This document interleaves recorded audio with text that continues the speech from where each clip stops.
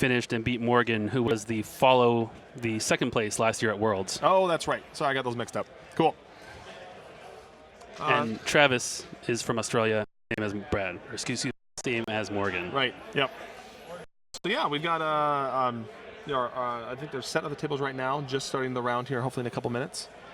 Should we talk about the lists of what we're going to see here in this game? Yeah. What do we got? So Travis is running Corran Horn and Dash Rendar. Pretty typical 58-point dash build, which is the kind of the super dash. That's dash with engine upgrade, heavy laser cannon, the Outrider title, which will let him use that cannon as a 360 turret, push the limit, and Kyle Katarn for crew. And then Corran Horn with veteran instincts, fire control system, and R2-D2. And then Brad is running Rear Admiral Cherno in the Decimator. He's got veteran instincts, gunner, Darth Vader, and engine upgrade. And then a Whisper with veteran instincts, fire control system, and advanced cloaking device. We can see we're doing some on the table. I like that custom paint job. That's really awesome. Yes, on the Decimator. Yeah, I think cool. the Phantom is also really tough. Right. So yeah, Brad there on the right. What's going to be a very important game that Corran is shooting before Whisper can cloak, and also moving after her. Same thing, Rear Admiral is also at a 10 as well due to veteran instincts, so he's going to be shooting very early and moving depending on who has initiative. Looks like Brad's going to probably give initiative to Travis, seeing that he only has 98 points to the 100. A minute, though. So we've got the first maneuvers of the round. Dash there with a bank asteroid. You got a bunch of asteroids on the side of the but just ignore those, I believe, right? Yep. Dash's ability lets him ignore any obstacles during the activation phase. He can do them, fly through them. He doesn't care. So nice. It'll be actually advantageous for him to have all those obstacles there. And Brad here up as well. Again. Corran Horn in that top left corner. Yeah, behind the green dice tray that we have. So currently low. I'm thinking that Brad's going to take this a little bit conservative with Whisper, just because if he lets Corran, oh, there he is. He's down the way in the corner there. All right. Just sneaking in nice and slowly. If Corran gets the drop on Whisper, he could lose her in one turn, so I think he's going to have to be kind of careful with that.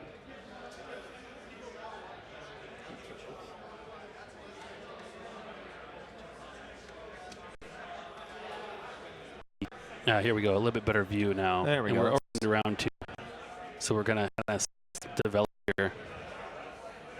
Travis there is playing, holding back. He wants Brad to come through all those asteroids, looks like. So we talked about Dash's ability, the ability to avoid asteroids. Let's talk about Corran Horn. Yep. Corran Horn, I don't know if we've seen him on the stream today. I don't think we have. He is very unique in the respect that he can make a second attack at the start of the phase. Granted, if he does that, he doesn't get to shoot next round. He gets to make 2 attacks. And with fire control system, they're both going to have a target lock. So it's a very powerful ability if you use it at the right time. Yeah, I suppose you would do that attack twice and then reposition, move away, regroup for the 2 rounds from there. This particular build has R2-D2, so he's going to use that dead turn to recharge his shields and try and get that position for the next rounds.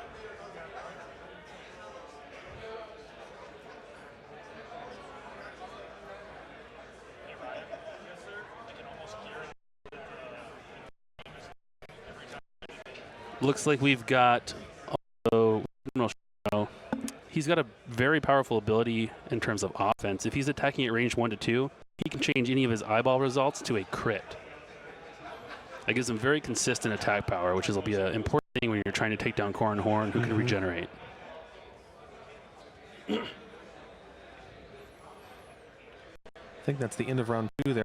A lot of movement here, getting some positioning. Yeah, it looks like being very kind of conservative here. The one thing we'll note here with Dash is stressed. He's got the Kyle crew, so whenever he removes stress, free focus. He starts stressed, greens to clear it, gets the free focus. He then also can take an action and push the limit to take a effective third action. right. He's going to be very, very hard to pin down, and he's going to be very consistent with his attacks. Yeah, it just gives the stretch token back, so you can just keep clearing it with those green maneuvers as long as you perform them. Yep, as long as he can stick to greens, he can and get a very nice action advantage.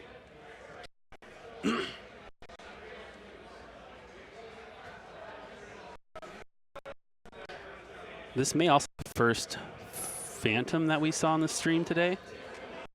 If it is, I don't know if everybody's familiar with how it works, but that token out there, that blue and black one, that's the cloak token.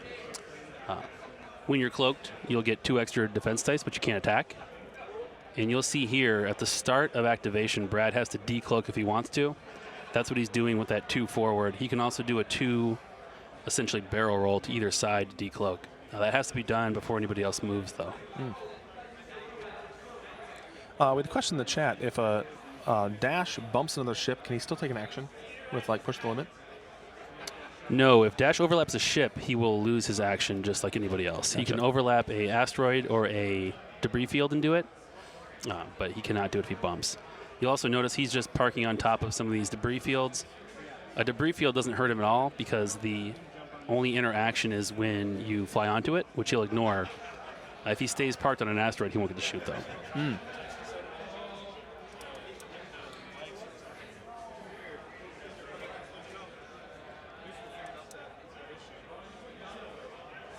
And it looks like he is trying to keep Whisper away and kind of wait for the opportune time to pounce.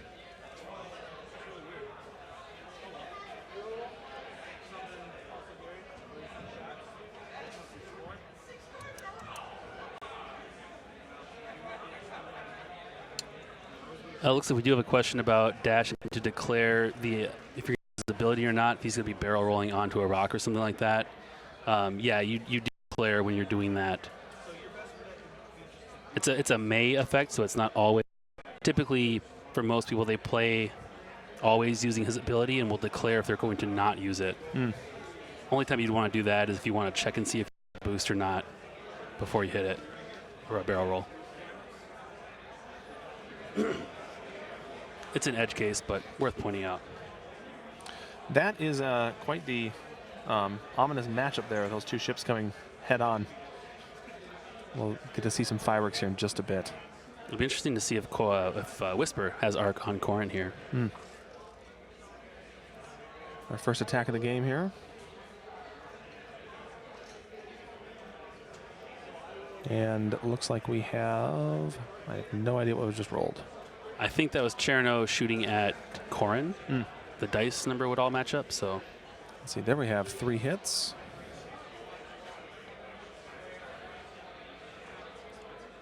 And Corran does not do real well with that. He spends his evade, looks like. He's going to take some damage. So I think there'll be 2 shields off Corran. Can't regen all that in 1 turn, so this could be useful. And Brad also has Vader, so he could now take 2 damage on the Decimator to deal a crit to Corran if he wanted to. Oh, that's right. Which would only wipe out the shields. Importantly, it wouldn't go through the hull. So whether or not it's worth it, who knows? Looks like he had a major hull breach there showing us on the stream.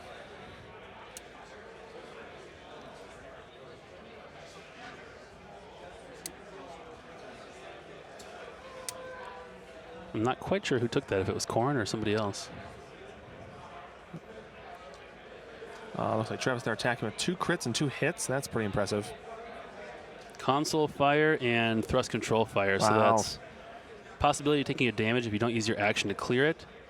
And then the take a stress. And oh my, that was Corran dead right there. Wow, that was quick. This is going to be a brutal and very violent game. Thanks for tuning in to one of the fastest X-Men games we might see here for a while. Let's see what Dash can do. Well, you can't do better than that. That's 4 hits. That is pretty good.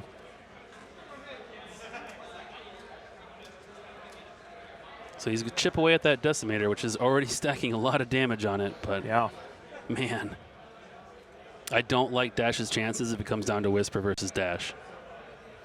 Whisper moves last, and Dash has that donut hole, which he has to keep her out of. The donut hole referring Dash cannot use his primary weapon. HLC is range 2 to 3. So if you're at range 1, you will not have a shot. and Whisper will be rolling 5 dice on you. Yeah, this came out super fast. There's those ships again. Point, all Brad really needs round of shooting out of that dust, strip some sheets, and then we can probably back up. If I play it well, and I've played Brad quite a bit. He here in the Twin Cities, he's very pilot with Whisper. Travis, what do you do at this point? He's been hiding behind these asteroids. What's your strategy at this point? For Travis, I want to get to range 3 of that decimator and take it off the board while maximizing my green dice to stay on the board. If you can kill the decimator and get lucky, you can kill Whisper, but it's going to be a very, very uphill fight. And if he's sticking to green maneuvers, getting that range is not going to be a gimme. So it looks like he did clear his stress, got his focus. Now he's going to take his action, which I'm guessing it'll be a boost away from that decimator, but we'll see. Who knows?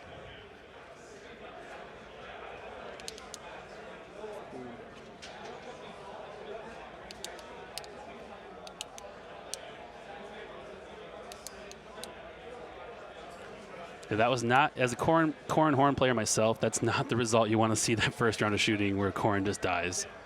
Corran can win you games, but he can just completely abandon you.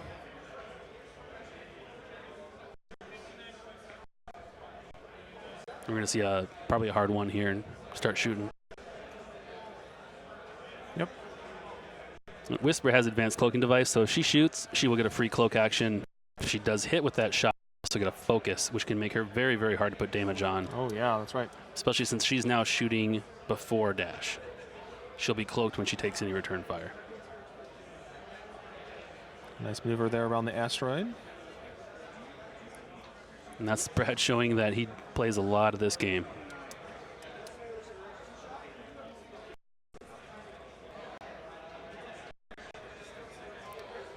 That's correct. The score is not currently updated because the decimator is worth half points, and the Travis is down 42 points worth of Corran Horn.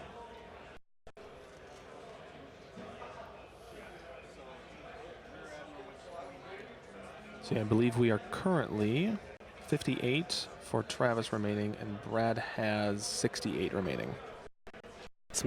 So that would be Cherno shooting at dash. Dash blanked, it looks like. Yeah. So that starts the work on taking him down. Pair of shields gone there.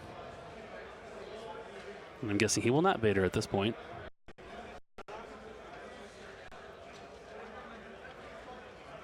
This is going to be pretty nasty.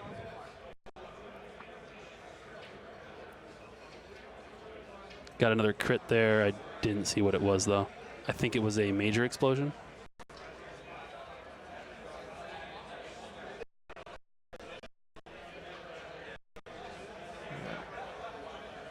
Four hits and 3. Yep, he evades 3 of those. Just takes 1, so another shield gone. It looks like he's got 1 shield left over there on dash. Now Dash gets to shoot back, so see what Dash can do. He's going to try and take the decimator off the board. It's really the only option here. Yep. He's got 2 hits there. And that's the decimator, but yep. I don't think it's going to be enough, frankly.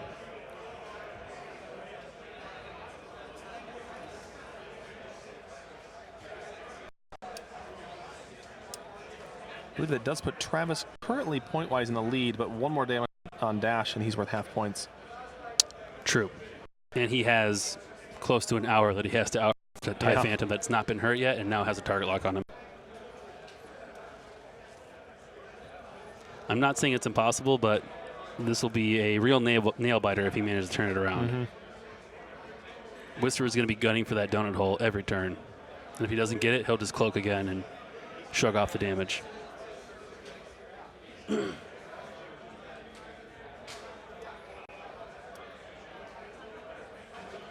right, where would you go if you're Dash here?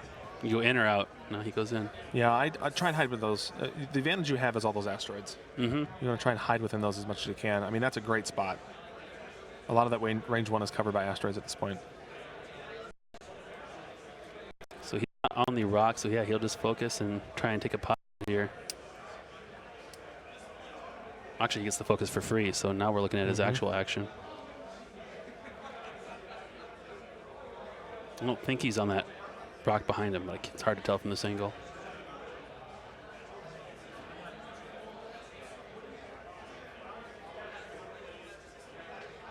So he gets the target lock. Nope, he's right in the middle there. Question is, if Whisper doesn't get an arc and Dash can shoot her uncloaked, he could kill her in one hit. Yeah, yeah. Which would be, quite frankly, a hilarious swing back the other direction. Nice. It's going to sit right there between all those rocks. We'll see Whisper's maneuver. She's going to have to turn in here. Yep, it's a hard one. And probably cloaking again, I'm guessing. So at this point, if she's in range, she stays uncloaked and shoots, and then gets the free cloak. Oh, that's right, the free cloak. If she's out of range, she doesn't get the free cloak, and then she doesn't care because she's not going to get shot at. Yep. So yeah, he's going to take this shot because at this point, why not? It's That's against true. 4 defense dice, but you're rolling 4 attack dice, so the odds are really not that bad. That's With 3. a target lock and a focus. Yep. So he's going to reroll, and I'd spend it. the focus, yep. Get all 4. The odds of him dodging all 4 are not good, and you'll get the focus if you hit. There you go. Nice. So that's 2. That's the first actual damage on Dash. And that's 29 points more. So that'll put Travis at 29 points left on the board, Brad at 39. So Brad's now in the lead. Just has to kind of close it up. 4 hits back. Defends with 2 and focuses for the third, so he takes 1 damage. 1. Takes Whisper down to 1 shield left. I don't think Whisper's been hit yet. Nope, she wasn't touched. So 1 shield, 2 hull. Yep. Dash is at, I think, 3 hull remaining. I think it's 4. 4 hull remaining? Yep. And I think we're going to see Whisper go for the donut hole this turn and try and not take any more fire. Once she gets in there, it's going to be hard to get her out.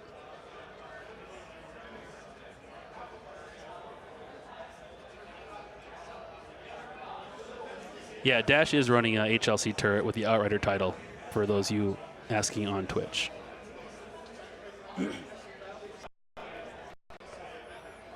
So really, the game is going to be decided by that donut hole. If she gets into the donut hole, she rolls 5 dice, and Dash is going to die.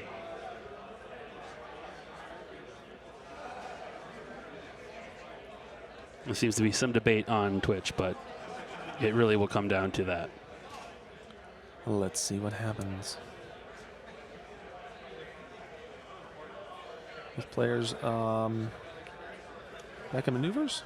Should be back in maneuvers. So here, I think that Dash does a 1 bank away from Whisper, clears his stress, gets the focus, barrel rolls even further away to try and make sure she cannot get range 1, because she's going to decloak straight ahead, and then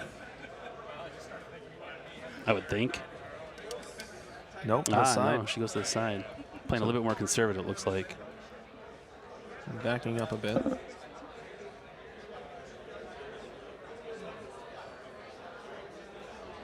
Looks like a pretty split between who thinks Dash will take this versus Whisper. Oh, he banks in. Ooh. I think he's trying to, I hope he's trying to force a collision.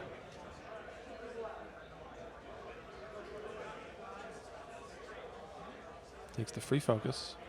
Yeah, they got target locks on each other still as well. Yeah, he's going to try and force a hit. If Brad outguessed him here, then it's game over.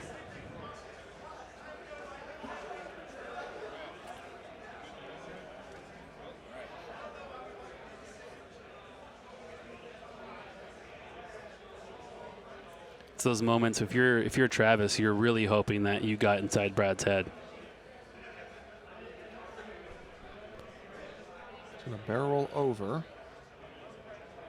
And that's his second action with push the limit. So now he's stressed and he's done. We'll see what Whisper came up with. Doing looks like a left bank 2. Yep. So she'll just probably cloak, take no fire, and then come back at another turn. Yep.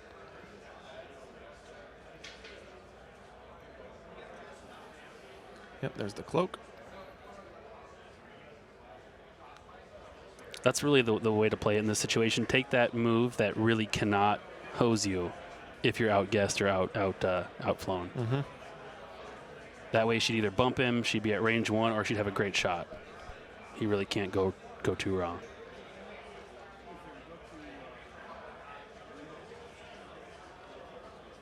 Yeah, that's a good point too. Dash is now clear of all but that one tiny asteroid right in front of him. Mm-hmm. So that also is probably a big advantage for Whisper. It's gonna play into her technique for sure. I think at this point Whisper bugs out and comes back at it again because trying to turn around is gonna be risky. Mm.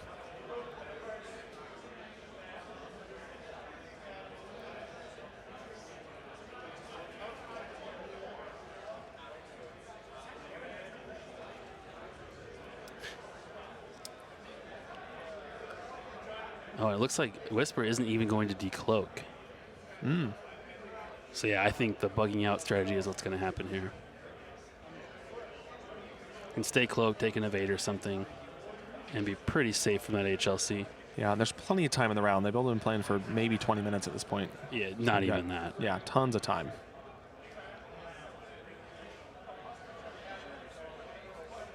Although here's the turn where if those dice fail Whisper, she could be done. Yeah. Unless she can clear range, which... Oof. Yep, he's going to roll and try and get out. That should be out, I believe.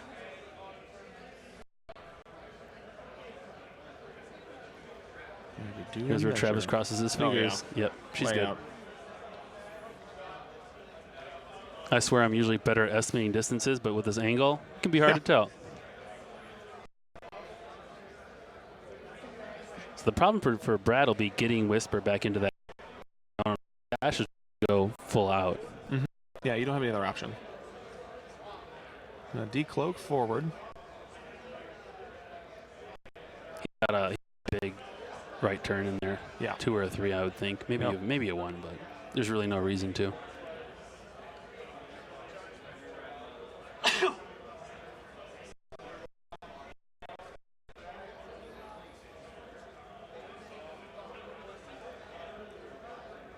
And the added advantage is a 2 or a 3 puts you further away from that HLC.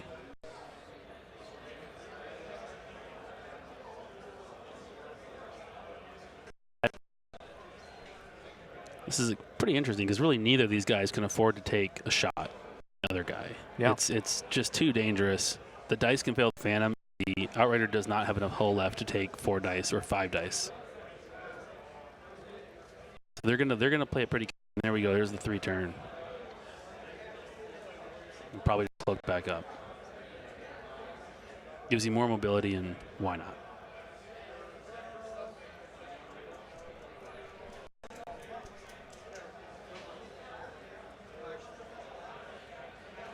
He'll take no action and just leave it. Someone's asking what upgrades were on the Rear Admiral On Cherno? Decimator. Yep. Cherno had Veteran Instincts, Gunner, Darth Vader Crew, and Engine Upgrade. And Corran had Veteran Instincts, R2-D2, and Fire Control System. And Whisper had no crew in the crew slot? Whisper appears to be crewless. Yeah. There's just not the points because that's a 59-point Cherno. Yeah, that's true. And he needs that 2-point initiative bid to make sure that Whisper can cloak before he takes that return fire.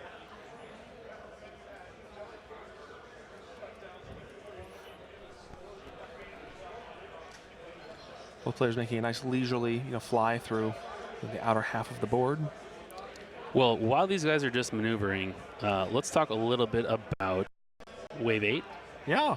Is going to be the new hotness here because I think we have a turn or two before we see some shots. Yep. So what's something coming for Wave 8, say for the Imperials, since we're seeing them in action right now? You know far better than I do at this point. I think one of the things that's exciting is the TIE Advanced Prototype. If you watch the show Rebels, you'll have seen it in action flown by the Inquisitor. The Inquisitor will be a 25-point pilot. Has a pretty awesome, ability. When you're attacking with your primary weapon, 2 to 3, you'll treat the range as range 1. So it won't let you do stuff like fire proton rockets, things like that, but it's going to give you a consistent 3-dice attack and deny the opponent their additional die for a range 3. And for only 25 points with an EPT slot and a missile boost and barrel roll, he's a pretty versatile little ship.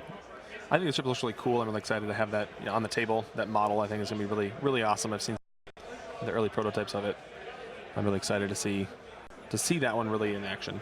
He also comes with a pretty cool little missile. It's the XX-23 S-Thread Tracers. That's a mouthful, but effectively, it's a missile you fire. Does no damage itself, but if you hit, each friendly ship at range 1 to 2 may target lock the defender. So no damage, but it's a great way to set up a big alpha strike. My personal favorite plan for that is Lieutenant Blount carrying those. That'll automatically hit, automatically grant target locks to all the friendly ships at range 1 to 2. If those friendly ships all happen to be bandits carrying concussion missiles, that's a lot of missiles that you're going to eat with target lock and focus. That's going to be 1 round kills on Decimators, Falcons, Outriders, anybody who is able to get them at range 2 to 3 and unload, they're going to be blown off the table. Somebody's asking about Wave 8 for Scum. We about Dengar. Oh yeah, that's right. Dengar is flying his Jumpmaster 5000. It's kind of the turreted pancake, but it's got a little catch there. It's only a 2 attack. However, you have a 12-point title, which gives you increase your primary value by 1.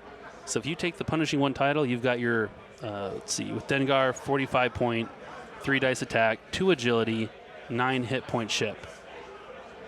Dengar also has a pretty sweet ability. Once per round after defending, if the attacker is inside your firing arc, you may perform an attack against that ship. So kind of like Corran, Dengar does have the ability to make 2 attacks. And we've seen how powerful that is on Corran. I can only imagine it will be also awesome on Dengar. Yeah. We'll talk a little bit more about Scum Wave 8 stuff later, but we'll have to have some shooting, I hope. So let's see what happens here.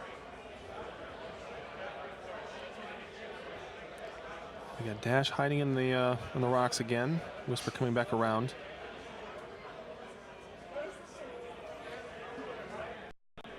So Dash is trying to keep that distance open. I'll see what Whisper does. I'm thinking like a 3-bank.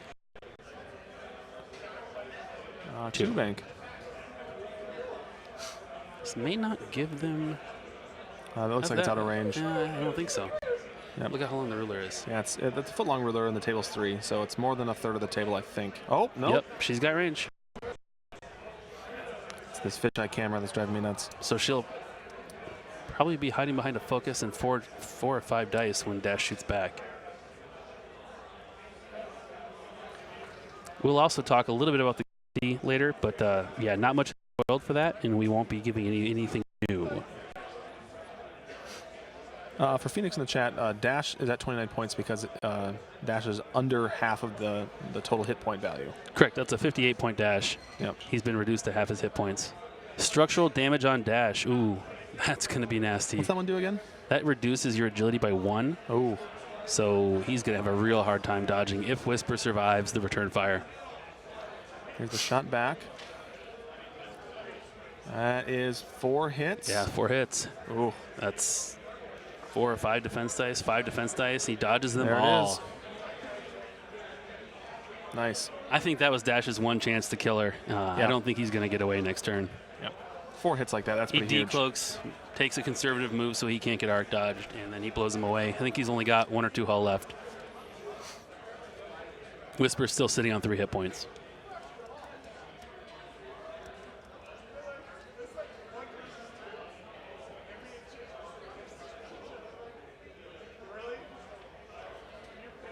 I think everybody's now agreeing that Whisper probably has this in the bag. I'm glad you guys have come to your senses here. Everyone likes a good underdog story, though. I don't know, 58 points of Dash versus 39 points of Whisper. Yeah. Who's the underdog here?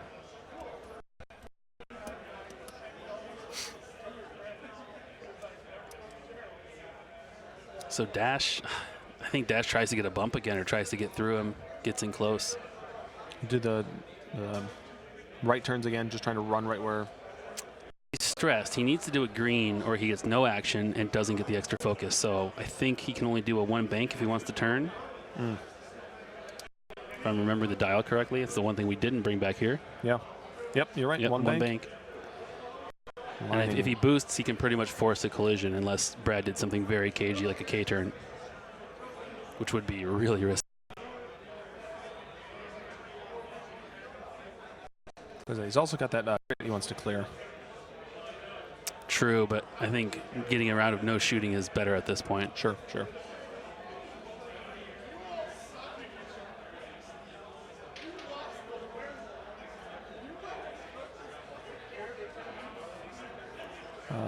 Question in the chat, if both players are undefeated, they are at this point. They both have gone 4-0 so far today.